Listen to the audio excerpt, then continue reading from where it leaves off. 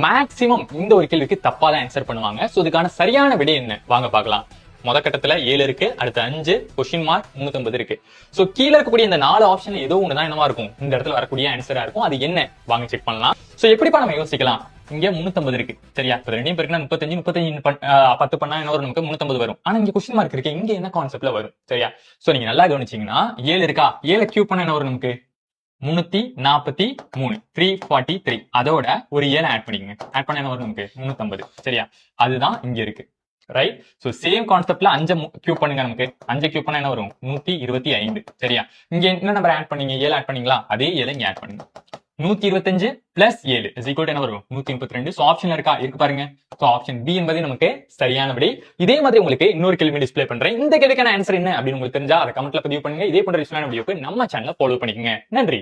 உங்களுக்கு ஒரு அடையாளம், அதுவே எங்கள் லட்சியம். பெராண்டா ரேஸ் பேங்கிங் மற்றும் கவர்மெண்ட் தேர்வுகளுக்கான ஆஃப்லைன் பயிற்சி.